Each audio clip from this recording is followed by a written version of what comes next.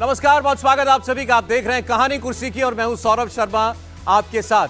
और आज कहानी कुर्सी की शुरुआत हम करेंगे उत्तर प्रदेश में जिस तरीके से चुनाव अभियान में सारे दल सारी पार्टियां जुटे हुए हैं उसको लेकर के।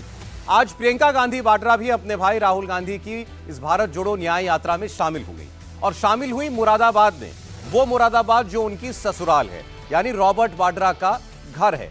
और वहां से उन्होंने बीजेपी पर बड़ा हमला बोला है। उन्होंने कहा बीजेपी का बुलडोजर गरीब पर चलता है, किसान पर चलता है, मजदूर के घर पर चलता है, लेकिन जो अन्याय करता है उस पर नहीं चलता। वहां से उन्होंने पेपर लीक होने की भी खूब बात की।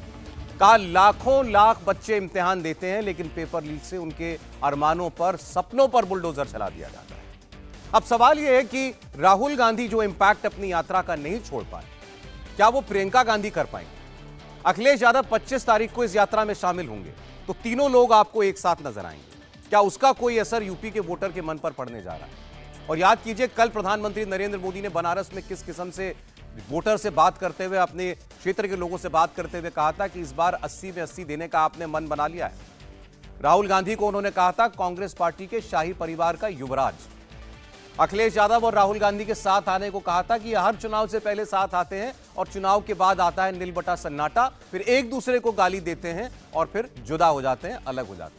इस बार भी वही हो रहा है। तो हम देखेंगे कि एक तरफ मोदी, योगी, अमित शाह और दूसरी तरफ राहुल, प्रियंका और अखिलेश, ये दो तिकड़ी जो आपको दिखाई दे रही हैं, इसमें कहीं कोई मुकाबला है क्या, कोई मैच है क्या?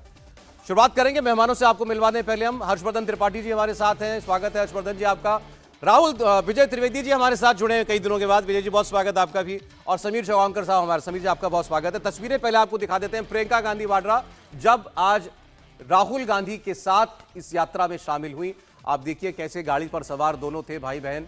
और इससे पहले भी हालांकि आप यूपी के चुनाव में प्रचार में उनकी ऐसी तस्वीरें देख चुके हैं और उसके बाद नतीजा तो हम सब लोग जानते हैं। चलिए, हर चुनाव एक नया चुनाव होता है और इस बार चुनाव से पहले एक बार फिर आपको प्रियंका और राहुल गांधी साथ दिखाई दे रहे हैं। मुरादाबाद में गई थी आज, आ रही थी आज प्रियंका गांधी वाड्रा। तो उन्होंने ये भी पूछा ये क्या हाल है मेरे ससुराल वालों। उनका भी एक ठीक अच्छा अंदाज है लोगों से जुड़ने का, सीधी बात करती हैं वो। तो आपको सुनवा देते हैं कि आज जब प्रियंका बोली, आज राहुल गांधी से ज्यादा आपको प्रियंका गांधी की बात सुनवाएंगे। प्रियंका गांधी ने क्या बोला, अपने सामने जो लोग थे उनसे किस तरीके से कनेक्ट करने की कोशिश की। आज किसान आंदोलन कर रहा है, तब सड़क पे बैठे थे ठंड में सर्दी में, आज बैठे हैं। तब उनकी सुनवाई नहीं थी, आज उनकी सुनवाई नहीं है। और इसी तरह से आप सोचिए, जब जब बुलडोजर चलता है इनका, तो किसके घरों पे चलता है? किसके घरों पे चलता है? जोर से बोलो। जिसने 6 किसानों को अपनी जीप के नीचे कुचला, उसके घर पे क्या बुलडोजर चला? जिसने महिलाओं के साथ अत्याचार किया, उसके घर पे बुलडोजर चला? जो ये पेपर लीक के घोटालों से पैसे खाए जा रहा है, उन लोगों के जिन्होंने पैसे खाए हैं, जो बार बार ये घोटाला करते हैं, बार बार लीक कराते हैं, उनके घरों में बुलडोजर चला? नहीं चला ना। सोचिए, ये सब बहुत बड़ी बड़ी बातें हैं दिखावे के लिए।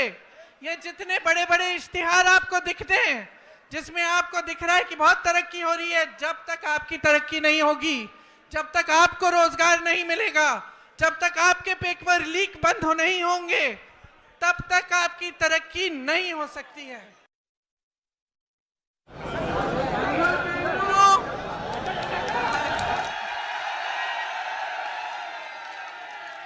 ससुराल वालों,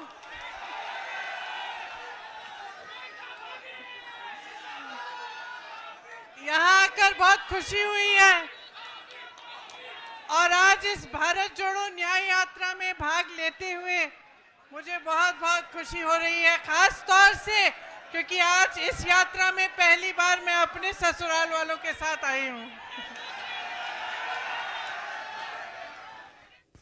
अब प्रियंका गांधी वाड्रा जैसे कह रही हैं कि ये क्या हाल है मेरे ससुराल वालों, बड़े दिनों बाद मैं ससुराल आई हूं। अब इस बात को देखिए, लोग तो हवा दे देंगे कि कहीं उनका मुरादाबाद में यानी अपनी ससुराल से ही चुनाव लड़ने का भी इरादा तो नहीं बन रहा है, हो कुछ भी सकता है। आइए शुरुआत करते हैं आज की चर्चा की। अब अपनी ससुराल में पहुंच गई प्रियंका गांधी वाड्रा। हर्षवर्धन जी, राहुल जी के साथ हैं, मंच पर हैं, अखिलेश जी 25 को जुड़ जाएंगे। नहीं, देखिए, सबसे पहले तो मैं कहूँगा कि ये अच्छा लगता है, लोकतंत्र की ये सुंदर तस्वीर होती है जब विपक्षी नेता इस तरह से दम लगाते दिखे। लेकिन इसके साथ ही ये थोड़ा सवाल भी खड़ा हो जाता है, और बार बार ये सवाल खड़ा होता है कि भैया कितना लंबा इंटरवल लेकर, कितना लंबा अंतराल लेकर और फिर प्रियंका जी आएंगी, तो ये सवाल खड़ा हो जाता है। राहुल जी और प्रियंका जी, कांग्रेस जिस दशा में आज है, उनके पास ये वक्त नहीं होना चाहिए, ये अंतराल के लिए समय नहीं होना चाहिए, कोई और प्रायोरिटी नहीं हो सकती। आप इतनी मुश्किल में हैं, इतनी बड़ी शक्ति के साथ लड़ रहे हैं, तो आपको जम कर आना चाहिए। हालांकि एक जिसको हम कहते हैं ना कि जब कई बार वो बोलते हैं, तो आपने कहा क्या मुरादाबाद से चुनाव लड़ेंगे, तो क्या रॉबर्ट भाई ऐसे ही रहेंगे, चुनाव कहीं नहीं लड़ेंगे? भाई वो तो मुरादाबाद से खुद ही मांग रहे थे, अब आप उसको भी प्रियंका जी को दे देंगे, रायबरेली भी प्रियंका जी को दे देंगे। लेकिन ठीक है, मेरा यह मानना है कि प्रियंका गांधी वाड्रा को सक्रिय राजनीति में सामने से मोर्चा लेते हुए दिखना चाहिए। मेरा यह मानना है कि 2019 में ये इसी तरह से प्रियंका जी को दिखना चाहिए था। अब वो चूंकि हम बार बार, मैं राइडर इसलिए लगाता हूं कि गांधी परिवार के अंदर की खबर मुझे कतई नहीं है, तो इसलिए कहानी कुर्सी की में हम जो बताते हैं, जो पता रहता है वो भी बताते हैं, जो नहीं पता वो भी बताते हैं स्पष्टता से, अंदर की खबर नहीं पता है। लेकिन बार बार ये सवाल खड़ा होता है कि क्यों अंतिम समय पर प्रियंका जी कहीं लाइमलाइट में आने वाली होती हैं तो कट जाता है मामला, क्यों रायबरेली और अमेठी, ये कई बार कहा जाता है कि वहां से लड़ेंगी, तो लड़ेंगी तो पिछले 5 सालों में वो कर क्या रही थी? मान लीजिए वो लड़ेंगी तो उनको वहां जाना चाहिए था ना। 5 साल में प्रियंका जी के, जैसे स्मृति जी 50 बार चली गई, वैसे ही वो भी जाती, वहां कार्यक्रम करती, लोगों से मिलती और इसी तरह से बताती कि ये तो मेरा घर है। लेकिन वो करने की नौबत नहीं आई। इस सब के बावजूद मैं कहूंगा अच्छा चित्र है, सुंदर लग रहा है, लेकिन ये सुंदरता थोड़ी लंबी चलेगी। चित्र से कुछ बदलेगा या नहीं बदलेगा? हालात बदलेंगे कि नहीं बदलेंगे? विजय जी, देखिए, हालात बदलने के लिए बहुत सारी चीजें चाहिए होती है। ये टूरिज्म पर प्रियंका जी आई हैं, बहुत अच्छा लग रहा है। और खासतौर से क्योंकि 3 तरह के टूरिज्म मैंने देखे। यूपीए सरकार जब थी तो उस समय मेडिकल टूरिज्म पर बड़ा जोर दिया गया था मनमोहन सिंह सरकार की तरफ से, और आपने देखा होगा बड़े बड़े हॉस्पिटल्स बने जिसमें दुनिया भर से लोग हमारे पास आ रहे हैं। मोदी सरकार आई है तब से एक रिलीजियस टूरिज्म पर काम हो रहा है। उज्जैन में काम हुआ, वाराणसी में काम हुआ, अयोध्या में काम हुआ, मथुरा में काम हुआ, तो वो रिलीजियस टूरिज्म पर हो रहा है। कांग्रेस सरकार, मतलब कांग्रेस जो पार्टी है, उसकी तरफ से पॉलिटिकल टूरिज्म चलता है। जब इलेक्शन होता है तो वो टूर पर चले जाते हैं, वहाँ पर अपनी तस्वीर खिंचाते हैं, अच्छा लगता है, सारा काम कर रहे हैं। प्रियंका जी के लिए, जैसे हर्षवर्धन जी ने कहा ना, वो बहुत बेहतर होता है कि वो लगातार कंसिस्टेंसी के साथ जो है, पॉलिटिक्स में 3 चीज़ें, वैसे भी लाइफ में भी 3C जो है ना वो चलते हैं, कमिटमेंट हो, कन्विक्शन हो और कंटिन्यूटी हो। ये तीनों ही चीज़ों की कमी मुझे कांग्रेस में दिखाई देती है, जिसकी वजह से उसके 11 करोड़ वोटर के बाद भी वो सबसे कमजोर पार्टी दिखाई दे रही है एक राष्ट्रीय पार्टी के तौर पर। रायबरेली को अगर आप ध्यान दें तो सोनिया जी भले ही 2019 में जीती हैं, लेकिन उसको रिप्रेजेंट प्रियंका जी करती रही हैं। वो इलेक्शन कैंपेन को भी, तो उनको उसको घर बना लेना चाहिए, अपना चलता रहना चाहिए। जैसे तो लखनऊ में भी लिया था, लिपाई पुताई करा घर का मतलब कि उसको घर की तरह से समझे, आना जाना उनका चलता रहे। जैसे स्मृति जी ने किया कि वो 2014 में हार भी गई तो भी वो लगातार बनी रही, तो 2019 में वो जीत गई। अब तो उनका गृह प्रवेश भी वहाँ पर हो गया है, तो उस पर कैसे काम हो रहा है। और अब तो बड़ी मुश्किल है, जब वो जनरल सेक्रेटरी ऑर्गेनाइजेशन वहाँ पर थी, इंचार्ज थी उत्तर प्रदेश की, तब बहुत कमाल नहीं हो पाया। उनका एक नारा भी बहुत बड़ा चला था, लड़की हूँ लड़ सकती हूँ, लेकिन वो लड़कियाँ कहाँ गई कहाँ नहीं गई। आज तो वो जनरल सेक्रेटरी विदाउट पोर्टफोलियो है। मैं इससे ज़्यादा हैरान हूँ कि कांग्रेस में गांधी परिवार, जिसको लेकर बहुत सारे लोग आलोचना करते रहते हैं कि गांधी परिवार जो है वो कांग्रेस पे कब्जा किए हुए है, तो राहुल गांधी जी अध्यक्ष नहीं है, कोई भी पद पर नहीं है, सोनिया जी बाहर हो गई हैं और Priyanka ji general secretary without portfolio. तो अब उससे मतलब मुझे नहीं पता कि किस तरह से होता है, लेकिन क्या वो इससे कितना इम्पैक्ट डाल सकती है। लेकिन एक अच्छी बात ये हुई है कि अखिलेश जी और राहुल जी और प्रियंका जी साथ आ गए। हालांकि 2017 मुझे याद है लखनऊ की वो प्रेस कॉन्फ्रेंस में जब ये नारा दिया गया था, प्रशांत किशोर ने ये नारा गढ़ा था, यूपी में ये लड़कों का साथ पसंद है, यूपी के 2 लड़के, लेकिन वो लड़के साथ नहीं चल पाए। और उसमें भी एक इंटरेस्टिंग बात मुझे याद आई थी, प्रेस कॉन्फ्रेंस हो रही थी तो राहुल गांधी से पूछा गया कि भाई क्या आप इनको मुख्यमंत्री पद का उम्मीदवार मानते हैं, अखिलेश जी को? जी हाँ। तो उनका मैं उनको मुख्यमंत्री का उम्मीदवार मानता हूं। जब राहुल जी से के बाद मैंने अखिलेश जी से सवाल पूछा कि क्या 2019 के चुनाव में आप राहुल जी को प्रधानमंत्री पद का उम्मीदवार मानते हैं, तो उनका जब वक्त आएगा तब देखेंगे। और आज जो 17 सीटें दी गई हैं उसमें मैं देख रहा था कि 7 सीटें ऐसी है जो समाजवादी पार्टी कभी जीती ही नहीं थी। अच्छा। कांग्रेस को जो 17 सीटें दी गई हैं उसमें 7 सीटें तो ऐसी है जो समाजवादी पार्टी के लिए मतलब जिंदगी भर वो कभी जीती ही नहीं है। तो ऐसी सीटें देकर किस तरह का गठबंधन, किस तरह की तैयारी हो रही है, नहीं, और इससे अब आपकी बात मुस्लिम से मुझे याद आ डोमिनेंस, गया। माइनॉरिटी डोमिनेंस वाली सीटों पर यात्रा। एक चीज याद आ गई मुझे, क्योंकि आपने कहा सीटों का बंटवारा, तो मुझे याद आया उस कमेटी में सलमान खुर्शीद भी थे। उनको सलमान खुर्शीद की सलमान सीट खुर्शीद चली की गई सीट अपनी। चली गई फर्रुखाबाद की सीट और वो लिख रहे हैं सोशल मीडिया नहीं पर, लड़ूंगा। लिख रहे हैं कि मैं छोड़ूंगा, साथ नहीं छोड़ूंगा, मैं लड़ूंगा, मैं डटा रहूंगा। अरे आप कमेटी में थे भाई, आप कमेटी में थे। कमेटी। हालांकि देखिए इस पे थोड़ा सा ना, अब सलमान खुर्शीद अगर ये कहें जो बमुश्किल 40-50 हजार वोट पाते हैं, मतलब जो लड़ते हैं तो इतना ही पाते हैं, तो अगर वो सीट वो कहें कि नहीं नहीं ये क्यों चली गई, तो फिर ये ठीक नहीं। हाँ, भरूच की सीट की बात अगर कह रहे हैं मुमताज पटेल और फैजल पटेल, तो आप फिर भी थोड़ा सा मान सकते हैं, हालांकि उनकी भी कोई नहीं ताकत सर, नहीं मैं है। तो दूसरे तरीके से उनकी भी कह कोई रहा हूं। ताकत नहीं। जब वही मैं कह रहा हूं। बाद में अहमद पटेल ने नहीं जीती। लेकिन सलमान जी के लिए एक बात, सॉरी मुझे याद आ गई, एक नारा जब सलमान साहब जब चुनाव लड़ रहे थे तो वहां पर चला था, बिना किसी उसके भाव के मैं कह रहा हूं कि वहां एक नारा बहुत चला था कि हमने मांगा था मुसलमान, आपने दिया सलमान। ये उस कैंपेन में मैं गया था, इसलिए मुझे वो याद आगे। सॉरी नहीं, लेकिन आप जो कह रहे हैं फिर तो जीशान सिद्दीकी जो कह रहे हैं कि मुसलमान विरोधी पार्टी। नहीं, हम तो सिर्फ इतना कह रहे थे कि भाई जो फैसला करने वाले थे, अगर वही, उनको नाराज होने का हक नहीं है। आपको तो मालूम था ना क्या हो रहा है। हाँ, हालांकि नारे बता रहे हैं, तो बस एक लाइन, वो जो लड़की हूं लड़ सकती वाली पोस्टर गर्ल थी, वो कांग्रेस के खिलाफ अन्याय और पता नहीं क्या क्या आरोप लगा के निकल गई थी। अच्छा। वो गई थी प्रियंका जी से मिल नहीं पाई। देखिए, प्रियंका गांधी मुरादाबाद से राहुल गांधी की यात्रा में जुड़ रही है। प्रियंका गांधी ने कहा कि मेरे अपने ससुराल में आई हूं, लेकिन अपनी ससुराल की सीट प्रियंका गांधी कांग्रेस को नहीं दिलवा पाई। हालांकि ये भी बात सही है कि अभी तक अखिलेश ने वहां से उम्मीदवार डिक्लेयर नहीं किया। वहां से अखिलेश के स्टेशन सांसद है, अभी तक उन्हें भी अखिलेश ने डिक्लेयर नहीं किया है। तो मुरादाबाद सीट कांग्रेस के हाथ से चली गई है, लेकिन समाजवादी पार्टी किसे उम्मीदवार बनाएगी अभी तय नहीं है। खबर यह भी है कि समाजवादी पार्टी से वह सीट लेने के लिए कांग्रेस लगातार कोशिश कर रही है। अब प्रियंका गांधी अगर बार बार बोल रही है कि मैं ससुराल में आई हूं, तो प्रियंका गांधी की जो मायके की सीटें हैं दोनों, अमेठी और रायबरेली, वहां भी ये जाके कहना चाहिए था कि मेरी सीटें हैं। सोनिया गांधी जब रायबरेली के लोगों को चिट्ठी लिखती है कि परिवार का ध्यान रखना, तो सोनिया गांधी को उसी समय इस बात की घोषणा भी कर देनी चाहिए थी कि रायबरेली से कौन लड़ेगा। क्या वो राहुल गांधी वहां से लड़ने वाले हैं, क्या प्रियंका गांधी लड़ेगी?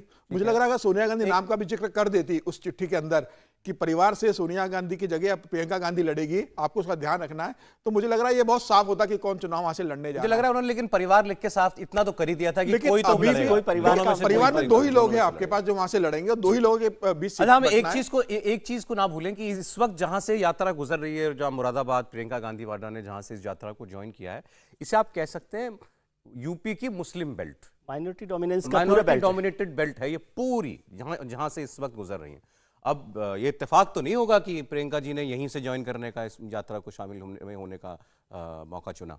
नहीं, इत्तेफाक नहीं है।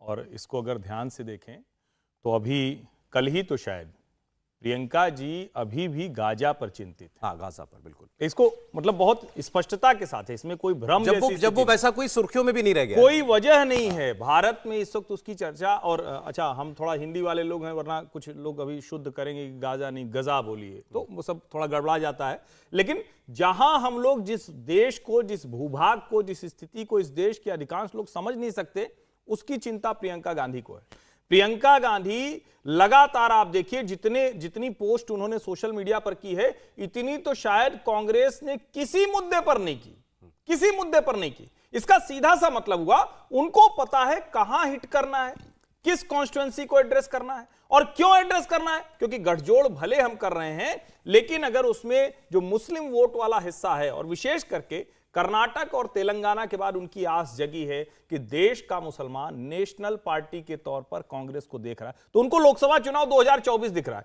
तो शायद प्रियंका गांधी अपनी उस छवि को और पुख्ता दुरुस्त करना चाहती हैं। ऐसे में जब मुरादाबाद से वो यात्रा से जुड़ती हैं, तो वो भी उसके साथ जुड़ता है। और देखिए, एक बात और मैं कहूं, ये यात्रा जब निकल रही है, तो इसमें अगर आप ध्यान से देखें तो उनको सीटें भी वही अखिलेश यादव ने दी है, जहां उनको लगता है कि चलो ठीक है भाई, समाजवादी पार्टी भी नहीं जीत पाई। और लड़ाई जो हो रही थी, तो वो भी वही हो रही थी कि जहां ज्यादा साइजेबल मुस्लिम वोट हैं, वहां वाला हमको दे दो, थोड़ी जीतने की गारंटी हो जाए। तो लड़ाई सारी वही है, उसका जो कहने की एपी सेंटर है, जो धुरी है, वो मुस्लिम वोट है। लेकिन इससे ये अलायंस होने से कम जो मुस्लिम वोटर है, उसकी दुविधा तो दूर हो गई होगी, कुछ तो बढ़ता ही निश्चित तौर पर, निश्चित बिल्कुल कम से दुविधा कम दूर हुई है। उत्तर प्रदेश में अब उनको ये सोचना नहीं है कि हमको कहां जाना है, कौन कहां जाएगा। लेकिन अब इसके आगे का सवाल खड़ा होता है कि इतना दुविधा दूर होने के बावजूद जब आजमगढ़ में उपचुनाव हुए थे और शाह आलम गुड्डू जमाली वो हट गए थे तो समाजवादी पार्टी चुनाव हार गई थी।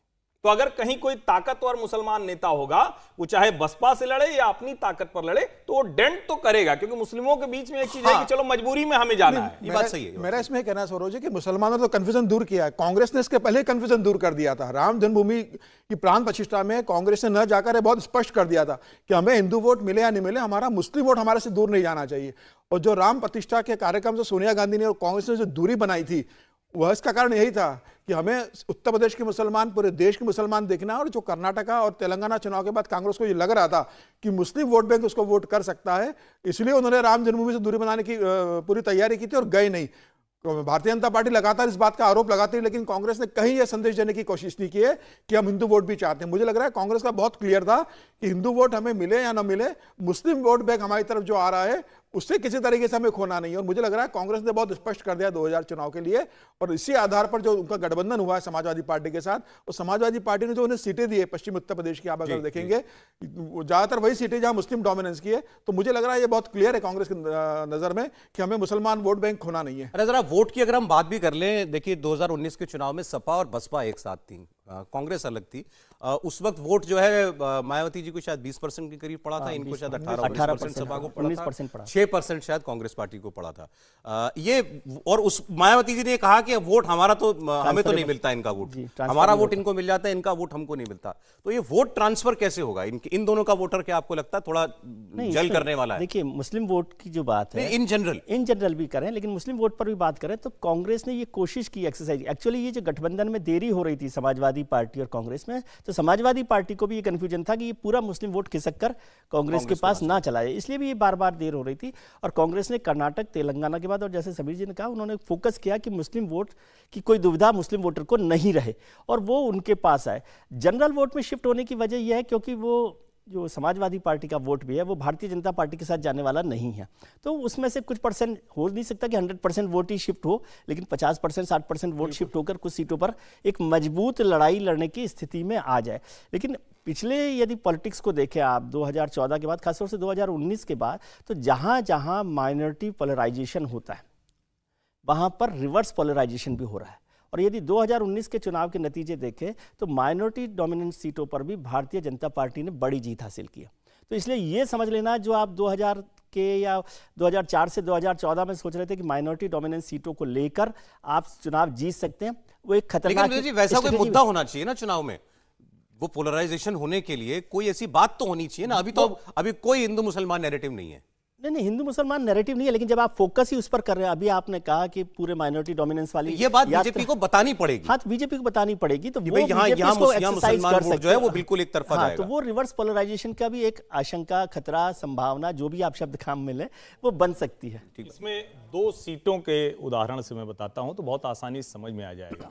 संभल और सहारनपुर, जी, दोनों सीटें, ये दोनों सीटें ऐसी हैं जो मुस्लिम डोमिनेटेड हैं, और डोमिनेटेड जब मैं कह रहा हूं तो लगभग वो 45 से 50% के बीच चली जाती हैं। 2014 में ये दोनों सीटें भारतीय जनता पार्टी जीत गई। सहारनपुर से राघव लखनपाल जीत गए, संभल में भी शफीकुर रहमान बर्क जैसा नेता हार गया। जब 2019 आई, और बार बार कई बार हम देखते हैं कि जो हम लोग भी विश्लेषकों में कई बार सुनते हैं ना कि अरे वो तो सारा लाभ बसपा को हो गया, उसके 10 सांसद जीत गए। संभल में शफीकुर रहमान बर्क जीते ही तो इसीलिए क्योंकि बसपा का साथ उनको मिल गया था, लेकिन कांग्रेस उतना दे पाएगी ये मुझे आज भी मुश्किल दिखता है। तो संभल और सहारनपुर ये एक तरह से कहें कि बैरोमीटर हैं, ये समझने के लिहाज से अगर कहें तो जो हिंदू मुस्लिम पोलराइजेशन की पॉलिटिक्स है। और उत्तर प्रदेश में ऐसी कुल जमा 7 से 8 सीटें हैं लोकसभा की, इससे ज्यादा नहीं है। तो अगर आप कह रहे हैं कि रिवर्स पोलराइजेशन होगा या नहीं होगा, तो उसको रिवर्स करने की जरूरत नहीं। भारतीय जनता पार्टी ने राम मंदिर प्राण प्रतिष्ठा, काशी विश्वनाथ धाम, प्रयागराज का कुंभ, गोरखपुर में मैहर, ये विंध्यवासिनी देवी का धाम, मथुरा का धाम, और तो और वो जहां भी जाते हैं योगी आदित्यनाथ कहते हैं कि अगर कोई चीज है तो उसको हम नए सिरे से पुनर्जीवित करेंगे, उसकी प्रतिष्ठा बढ़ाएंगे। तो ब्रह्म सरोवर तक का नए सिरे से पुनर्निर्माण, तो इसके लिए कोई उनका जिसको कहते हैं ना कि अलग से प्रतिक्रिया नहीं चाहिए। भारतीय जनता पार्टी हिंदू मतों के लिए क्रिया के सिद्धांत पर काम कर रही। राम मंदिर प्राण प्रतिष्ठा से बड़ी क्रिया आजाद भारत के इतिहास में कभी नहीं हुई। 2024 के चुनाव में वो दिखेगा। और मैं फिर से कह रहा हूं, सिर्फ 7 से 8 लोकसभा सीटें हैं जहां संभल सहारनपुर लेकिन जैसी महत्वपूर्ण स्थिति यह है कि जो 16 नॉन बीजेपी सीट्स रही हैं 2019 की, 10 बीएसपी की, 5 एसपी की और 1 कांग्रेस की, क्या वो 16 सीटें भी सस्टेन कर सकता है इंडिया गठबंधन, या नॉन बीजेपी, बीएसपी उसमें शामिल नहीं है? तो क्या महत्वपूर्ण बात वो है ना, क्योंकि भारतीय जनता पार्टी वही अलायंस उतना तो मजबूत है नहीं जो सपा बसपा जितना था। हाँ, तो वही लक्ष्य, तो फिर क्या हासिल करेंगे आप? अभी 16 सीटें तो कम, 16 सीटें भी यदि आप लेते हैं तब भी भारतीय जनता पार्टी को नहीं रोक पा रहे, पिछले नतीजों को देखे तो कम से कम 16 से तो 32 सीटें 30 सीटें होनी चाहिए। लेकिन क्या 16 सीटें भी सस्टेन करेंगे? एक्चुअली ये बात ही होनी बंद हो गई है कि कौन जीतेगा। अब बात तो होने लगी है वो 370 का क्या होगा। नहीं, एक लाइन में वो तो बता दूं, ठीक जो है। विजय जी सवाल पूछ रहे हैं कि फिर ये गठजोड़ करेगा क्या? करेगा ना भाई। परिवार वाली सीटें बचाने की ये लड़ाई है। उत्तर प्रदेश में यादव परिवार की कुछ सीटें जीत जाएं, 2 सीटें, 1 3 सीटें हैं 3 उनकी। सीटें, और इनकी जो 2 सीटें हैं उनमें बचा लें या कुछ बढ़ा लें, बस इतनी ही लड़ाई है। मैं इसीलिए कह रहा हूं, टोटल लड़ाई, कुल लड़ाई अमेठी, 7 से 8 रायबरेली, लोग। अमेठी, रायबरेली, अमेठी, रायबरेली, मैनपुरी, आजमगढ़, बदायूं। ये और 5 उसके अलावा ये जो संभल सहारनपुर जैसी सीटें हैं या कहेंगे रामपुर, तो और 7-8 जैसे सीटें। हर्षवर्धन जी मामला चर्चा करते इतनी रहते सीटों का ही हैं, है। हर्षवर्धन जी बार बार परिवारवाद की चर्चा करते हैं, शायद इसी वजह से 2019 में प्रियंका जी नहीं लड़ी होंगी, क्योंकि फिर एक ही परिवार के तीनों लोग लड़ रहे होते। नहीं, उत्तर प्रदेश में अगर आप देखोगे ना तो दोनों दल मिलकर ये बड़ा, ये वैसे ये मुद्दा हो सकता है। क्योंकि सोनिया गांधी जी थी उस समय ये रायबरेली में, बात राहुल सही गांधी है। थे अमेठी अब में, अब जब एक चली गई तो दूसरी आई। तो दूसरे आ रहे। ठीक है सर, एक ब्रेक ले लेते हैं सर, उसके बाद हम लोग आगे बात करेंगे। आगे भी हमको अलायंस की बात करनी है। अब दूसरा अलायंस जो देखिए हुआ है वो हुआ है दिल्ली का, दिल्ली में, गुजरात में आम आदमी पार्टी और कांग्रेस पार्टी के बीच में। चलिए, दिल्ली में अलायंस हो गया। अब दिल्ली का मुकाबला लेकिन बड़ा कठिन था। पिछले 14 के और 17 के नतीजे आप उठा करके देख लीजिए, इन दोनों पार्टियों का वोट आप जोड़ भी लेते हैं तो भी भाजपा की सीट निकल जाती है। ऐसे समीकरणों के अंदर इस गठबंधन के बावजूद कुछ हासिल कर पाएंगे क्या? बात करते हैं एक छोटे से ब्रेक के बाद।